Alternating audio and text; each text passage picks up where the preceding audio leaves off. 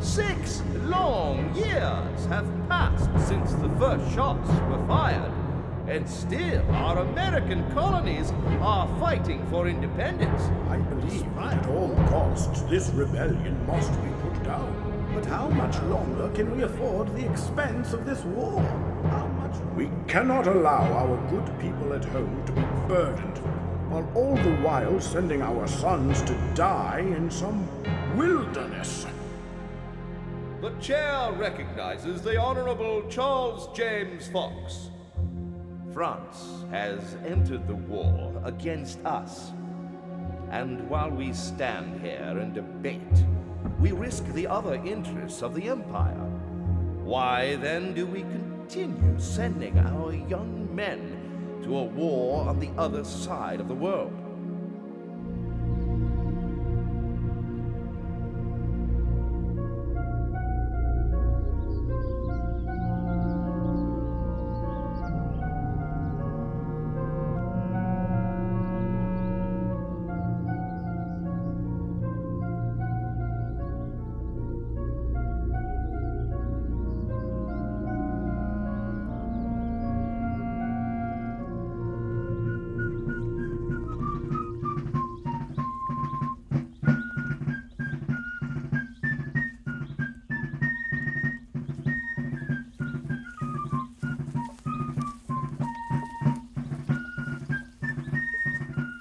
Guilford County, North Carolina. American soldiers are preparing to meet a British attack, which they believe could come at any moment. General Nathaniel Greene, commander of these forces, has deployed his troops in 3 defensive lines. We are now in the 3rd line, furthest from the front. It is here that we find men from the Continental Army, veterans from all over the colonies, the backbone of the colonial struggle to win independence from Britain. Continental soldier Nicholas Milburn is from Maryland. He enlisted 3 years ago and has since fought in several battles, including Monmouth, Camden, and Cowpens. For several weeks, we've been carefully avoiding the King's troops for fear of their superior numbers, playing a cat and mouse all around the countryside. There have been some skirmishes between patrols, but that is all. In recent days, we've been joined by men from all throughout this area. Farmers, blacksmiths, and we may even outnumber the British now. It was General Greene's intention to finally attack the British this morning at Deep River, not far from here. However, some of our scouts have arrived to tell us that the British are already marching toward us. So, the General has determined that we'll make our stand here.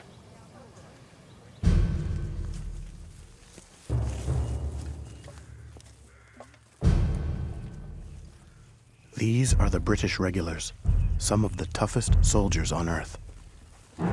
They are the muscle and sword of King George III's empire, which stretches from eastern North America to India. James Webster, commander of His British Majesty's 23rd and 33rd Regiments, a hero at the Battle of Monmouth, he has the rank of Brigadier General. We broke camp early this morning and have been marching since. His Lordship, Earl Cornwallis, has ordered that we strike quickly and decisively. Soldiers, you have been pursuing Greene for several weeks now. Do you think the rebels will fight today? I hope so. I'm bloody tired of chasing them around the countryside. Brigadier General Charles O'Hara, one of Cornwallis's trusted veterans. I've been on many a campaign, and I can tell you, this terrain is more advantageous for the defense than the attack. We know the rebels lie ahead, but there are so many hills and vales that it makes it difficult to know what to expect. Colonel Tarleton's cavalry is ahead of us. Apparently, they have not met the rebels yet. We are now in the American second line at Guilford Courthouse. It is composed of 2 inexperienced units of militiamen from Virginia. Militia Major St. George Tucker Our county militia joined up with General Greene's army the night before last. I believe that together we are up to the task of coping with Lord Cornwallis. We are now back at the third line. The Continental soldiers are positioning themselves overlooking a steep slope, ideal defensive ground. Greene knows his chances for victory hinge on the resolve of these men, who compose a kind of national army for the 13 colonies. What are you fighting for? I'm fighting for my country. But Private, is Britain not your country? It was once, but it no longer deserves our trust. The king has failed us. Indeed, the monster has sent his soldiers against us, taking our property, telling us what to think. No, he is not my king, and Britain is not my country. I'd rather die than be a servant to him. I'd once considered taking up arms on behalf of the king. I had heard of a rebellion, but I had no intentions of joining it. Loyalty to king and country.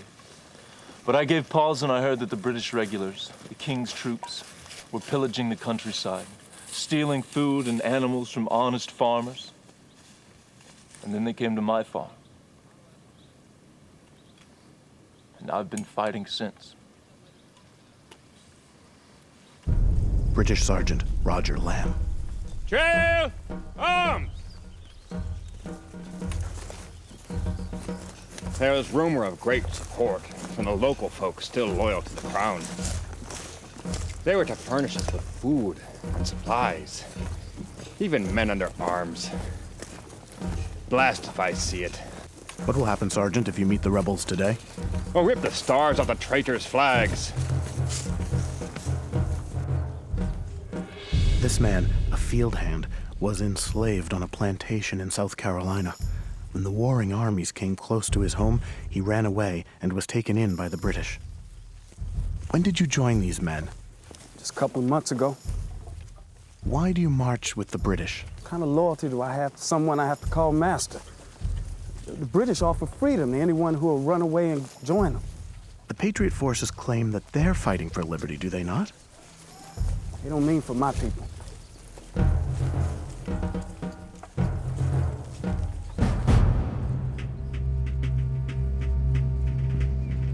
We are now at the American first line.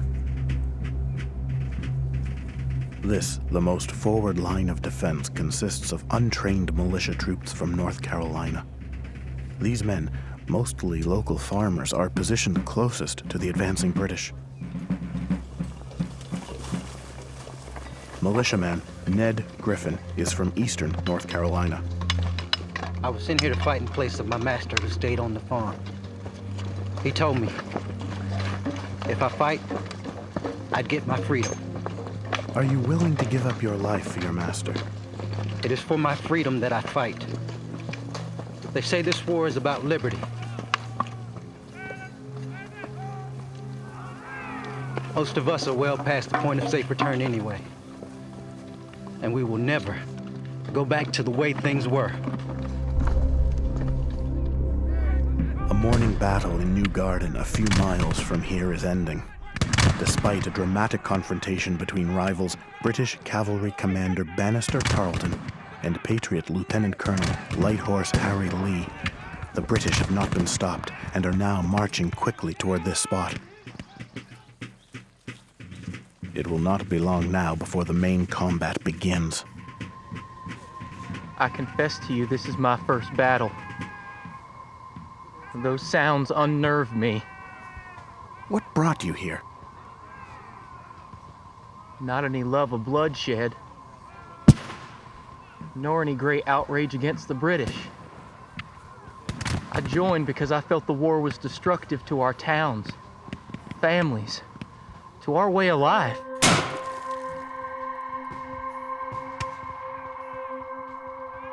I felt my presence here would help quicken the end of fighting and get all these soldiers out of North Carolina.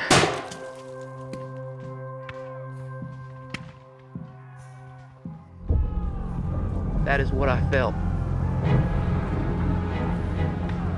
God help me, here they come.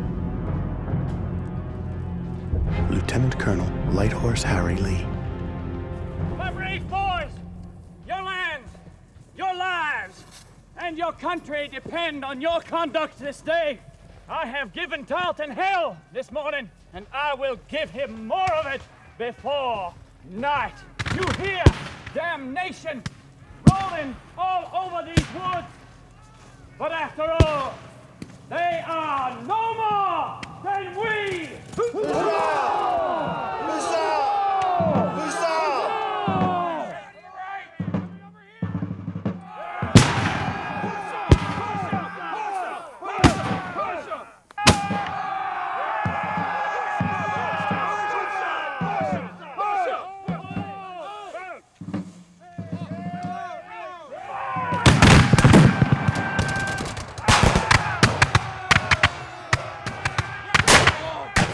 It's 12:30 p.m., and the first shots of the battle have been fired.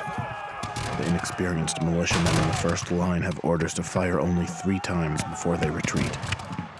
General Greene does not expect that the militiamen will stop the veteran regulars, but nevertheless, they do inflict heavy casualties on the British forces.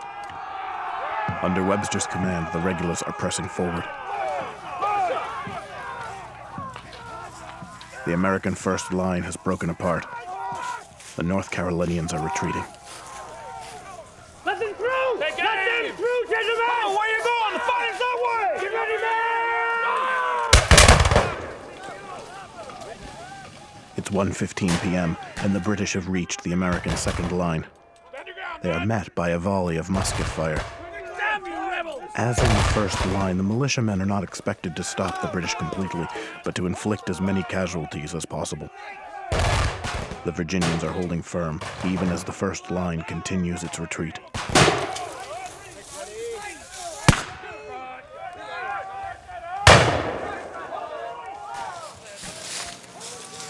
In this bloody revolution, haughty men from Philadelphia and Boston preach about freedom and liberty, and meanwhile pillaging soldiers overrun the Carolina countryside. The battle has been fought, and I have seen death. I must go and protect my farm from any danger. They're behind us! They're behind us! British regulars have broken through the American line. Stand your ground, man! Hold the line! The second line is collapsing. Hold the line! There's sheep right by door! Hold the line! Stop you! Run away!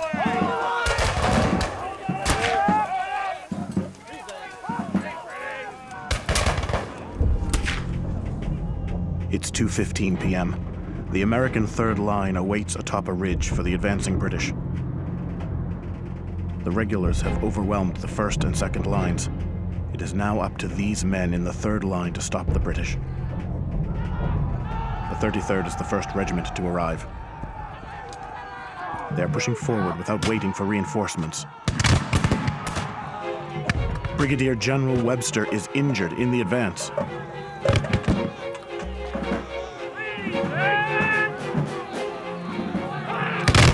British reinforcements are arriving, and they are met by the 2nd Maryland Regiment.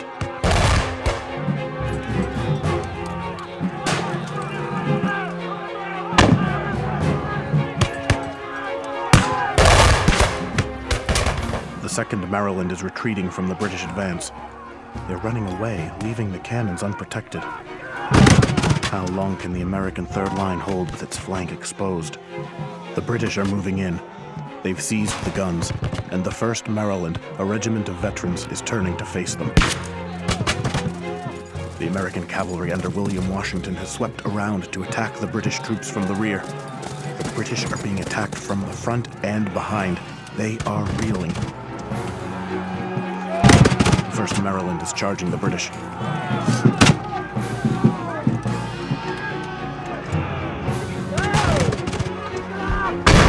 British artillery has fired grape shot directly into the fray. Meant to stop the American advance, the grape shot has hit British as well as Patriot soldiers.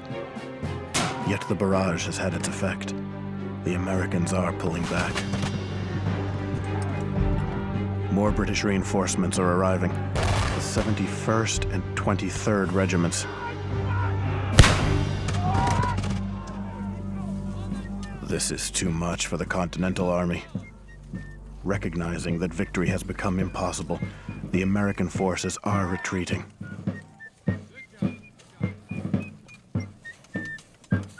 The battle is over.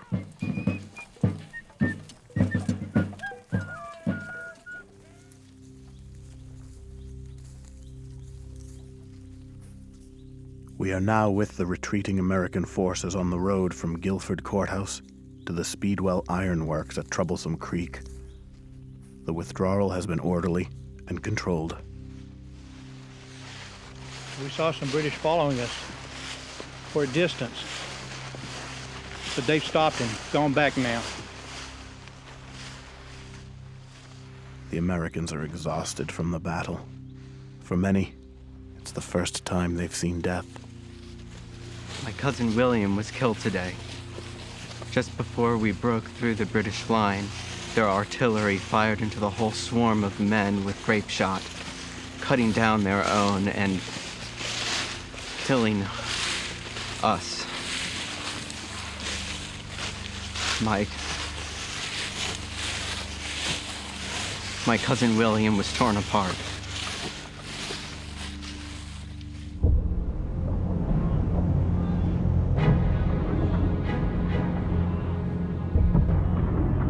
It is just before dusk. The last shots of the battle were fired only an hour ago. The British forces now control the ground surrounding Guilford Courthouse.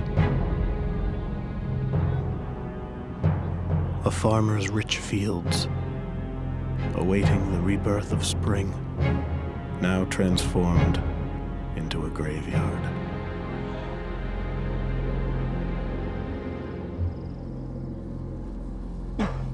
The 6-pounder's a good catch. Not only did we oust the rebels, but we captured all their cannon and their ammunition wagons. Aye, we killed and we were killed. I said we'd do it. And now, despite their greater numbers, we stand on the ground that they once held.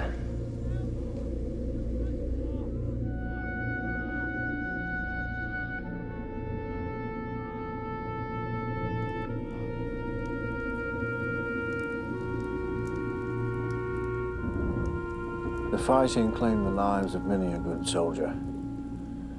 Those left standing have marched 12 miles and fought 2 battles since they last ate a good meal. Yet now, I cannot even afford them a crust of bread, nor can I supply them with shelter from this wretched rain. Tomorrow I must find them something to eat, lest they abandon the regiments to find it for themselves.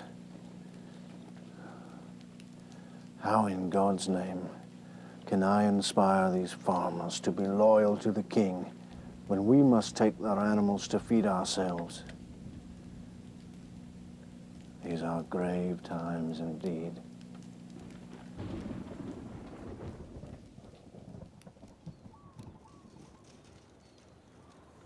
These are messengers en route from Earl Cornwallis to the American General Greene. They are to inform Greene that the British Army is bringing the American wounded to a community of Quakers in New Garden. His lordship requests that the rebel Greene help us care for his wounded men by sending us surgeons and provisions. These Americans who are always going on about liberty and independence fight and then run away to God knows where, leaving their mates behind to our mercy. Well, I hold this truth to be self-evident. The wounded rebels are fortunate to receive our assistance.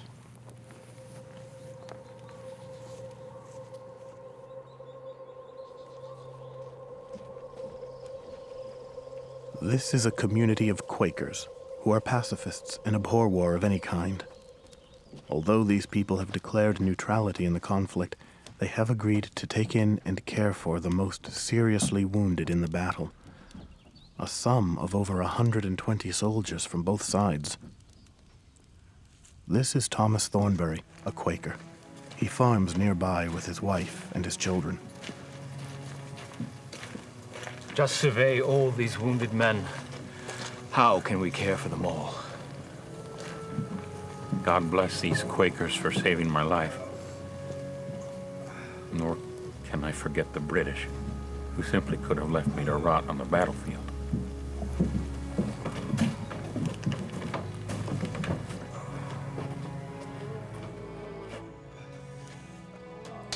The Quakers were persecuted in England because they rejected that country's religious doctrines. Many fled to the New World, where they had hoped to put distance between themselves and the king's troops. We care for everyone here without regard to the color of their uniform. My heart weeps for these young soldiers.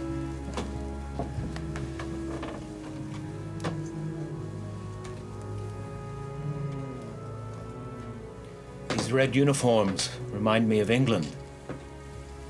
It is odd to think that these men are attempting to destroy each other when their relatives back there are likely neighbors, and maybe even friends. Excuse me, ma'am.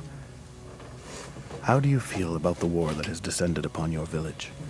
We believe that war of any sort is murder and a sin. And so we take no part in this bloody conflict, but care for all of these unfortunate souls. God forgive them. Thou must understand, the fighting has brought hardship upon our heads. In the past weeks, we have been made victims by bands of soldiers who pillage our farms and cattle, as well as by thieves who disguise themselves as soldiers. Under the cover of this war's chaos, nothing is safe. It is a dangerous time.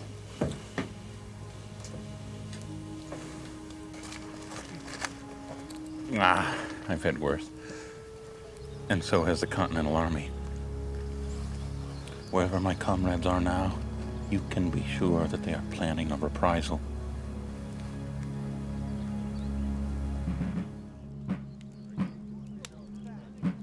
We are near Speedwell Ironworks on Troublesome Creek, a march of about 15 miles from the battlefield. The American forces retreated to this place to rest and regroup. It was my first battle, and God help me my last. My enlistment expires in a few days' time. My thoughts are turning to my farm and my family.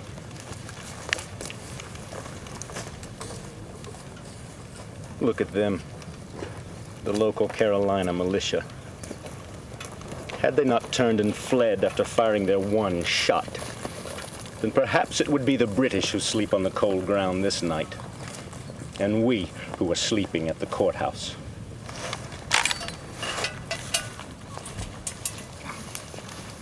The Continentals looked down upon us militiamen, but we fought bravely, and we died bravely. The Continentals wouldn't have had a chance without us.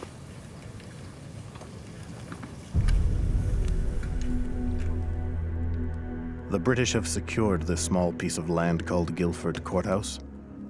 But Cornwallis's unwavering commitment to destroy Greene's army has come at a heavy price.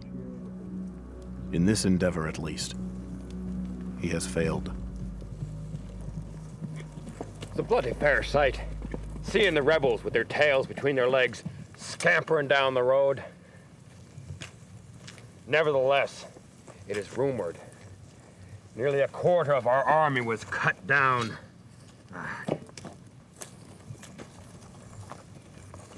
Nearly 50 of the wounded have expired since the battle.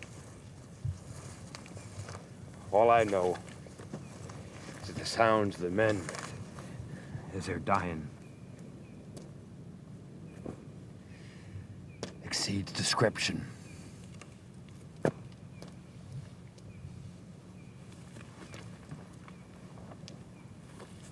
While American casualties were relatively light, over 1/4 of the King's troops fell, 506 out of 1,900. Even heavier casualties were inflicted upon the British officer corps.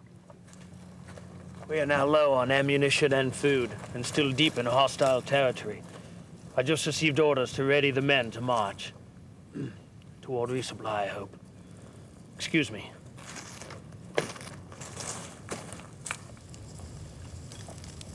Many of our fellow North Carolina militiamen fled for home directly after the battle, and even more left since then. Myself, I am no deserter, but I will not be involved in this game of politics and warfare much longer.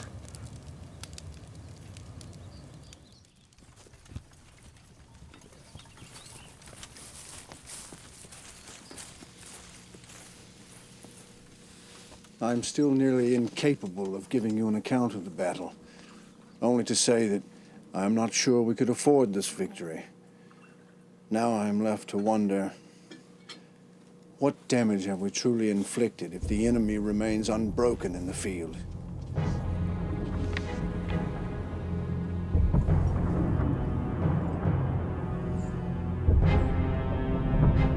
The chair recognizes the Honorable Charles James Fox from Midhurst. We have often asserted that so much, domestically and internationally, depends upon subduing the rebel forces in the southern colonies. But now news of another disaster. Guilford Courthouse. Gentlemen, this war is bleeding us white. We may have won this piece of ground in North Carolina, but another such victory would ruin the British Army.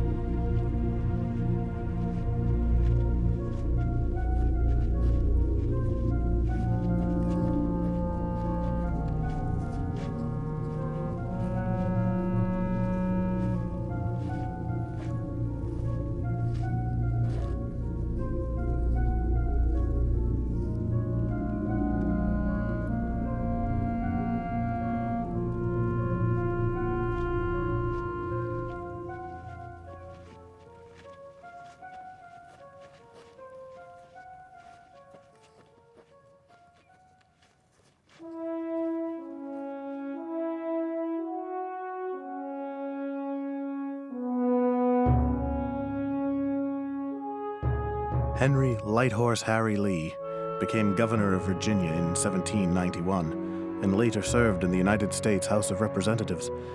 In 1807, his son was born, Robert E. Lee.